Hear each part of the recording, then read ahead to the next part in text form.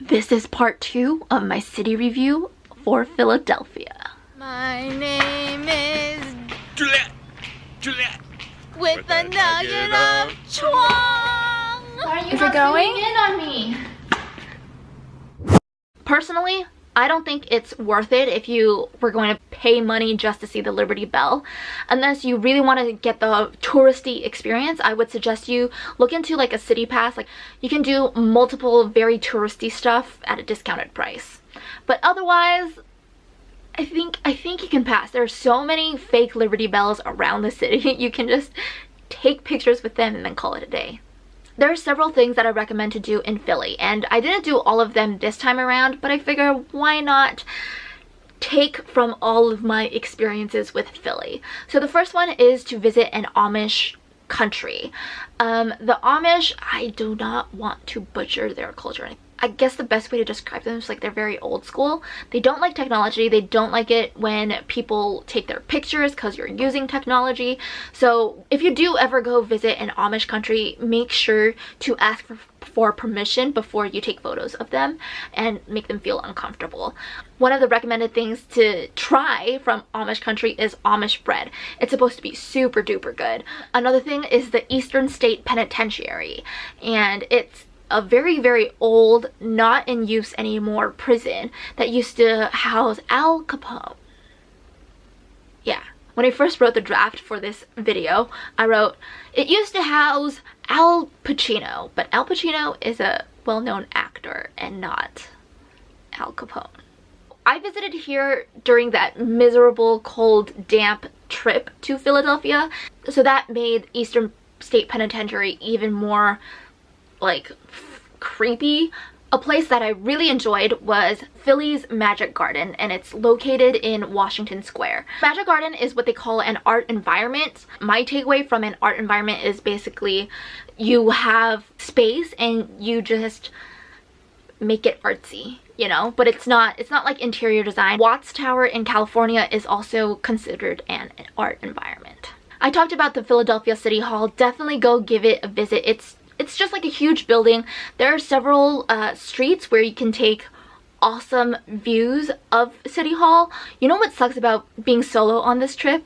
As I'm driving, I can't take photos because I have to care for my own safety, but I'm seeing so many cool things that it sucks. I wish I could take photos with my mind. Oh, maybe that's what snap glasses are for. Alright, anyways, moving on. You can walk along the Delaware River and make a day out of it, like a nice stroll. I hung out with one of my friends and we started at this alley called Elfreth's Alley, and it is the oldest residential alley in America. So from there, it's a short walk to the river and you end up near the Ben Franklin Bridge, and you can just walk south. You pass by Race Street Pier, and then you loop around Penn's Landing and end up in Spruce Street Harbor Park. And that is actually also a really great place to hang out in Philadelphia, just because there's life-size chess games, hammocks, colorful chairs, little area where you can sit on this like rope hammock kind of thing, food, drinks. It's just like a really cool place to hang. And then if you wanted to turn inwards, then you know you're back into Old City and the squares and everything that we just talked about. Yeah. I was in Philly in late August and it was still hot as F there. Of course, with climate change, we never know what's going to happen. If you do drive there, parking in Philly is pretty bad. The worst places for parking in my mind are New York, Boston, and LA. Philly's kind of up there. It's pretty bad. If you can ditch your car, ditch it. There are city bikes that you can ride. They only have day passes though, and it's not charged per ride. That's an option. I don't know about the public transportation system really, but I did a lot of driving when I was in Philly.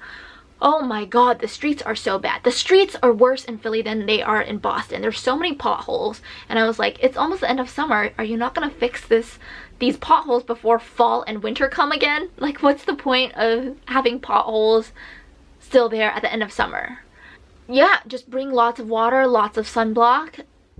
Philly food, there's like some pretty good stuff in there. On my previous trips to Philly, I feel like sure, it's food. I've tried a lot of cheesesteaks, Philly cheesesteaks before. Pat's, Geno's, D'Alessandro's. Honestly, no. If you want really delicious cheesesteak, you gotta go to this place called Woodrow's, and it's located in Washington Square, and they put truffle, I think it's like truffle whiz, truffle cheese on their cheesesteaks. It is so good. Here's my standard for a cheesesteak is, I understand that it's not a healthy dish, that's fine, but don't give me a stomach ache and don't leave me hating myself, which is what Pat's and Geno's did for me. D'Alessandro's was like okay, but Woodrow's, oh my gosh, I don't know how they do it. It is so delicious, and I was super full by the end of that sandwich, but if I wasn't full, I'd be like, yo, I could go for another one. If you want some good Japanese food, Nom Nom Bowl, and it's like Japanese. They have some poke, but they have some like Japanese bowls. The ingredients are fresh. How they present the dishes are beautiful, and you're like, oh my gosh, I thought you're supposed to be kind of like a Chipotle kind of feel, but you're not. A great brunch place is called ELA, and I went there with Micah and Enya. We originally wanted to go to another brunch place, but we couldn't get reservations for it, and we didn't want to spend hours waiting in line.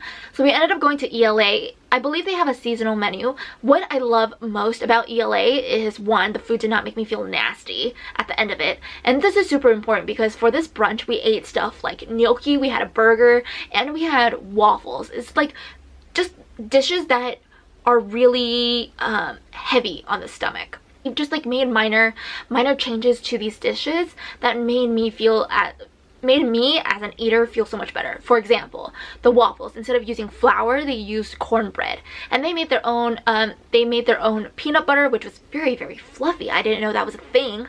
And they put what is it called? It's a root beer jelly, or like a root beer glaze on it. I've never been a fan. I'm not a fan of root beer floats or like the root beer, the soda. I really took a chance on it because I was like, maybe I'll like it in this glaze sauce version. Much better than the soda and the float, but still not a fan of root beer. The breakfast gnocchi, so if you think about gnocchi, it's also like very heavy because it's got a lot of flour in it. But this one, I don't know how they did it. It was just like light and fluffy, so soft. So then in it they had potato crisps and bacon, and they also had an egg. You cut the egg open and the yolk runs out, and it kind of balances out the salt flavor of the bacon and the potato crisps. That was my favorite dish of the entire meal.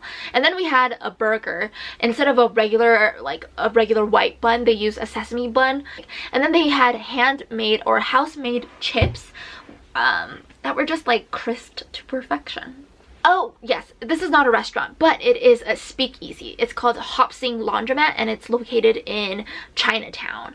Oh, fun fact, I think this might be fun.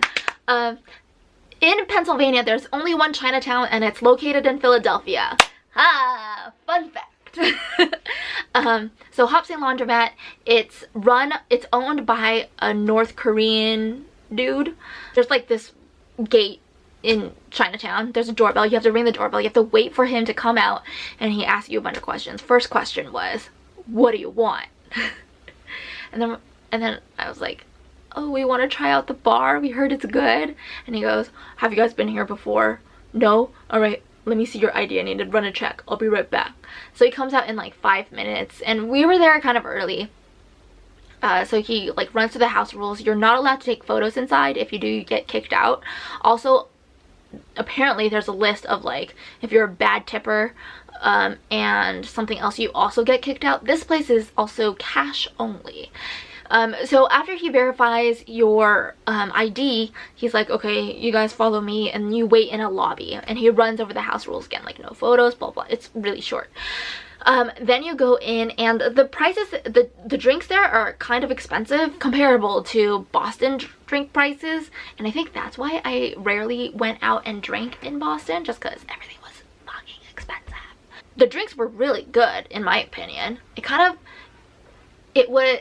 made me think of like Australian level, and that's the highest accolade I can give a drink, is Australian level.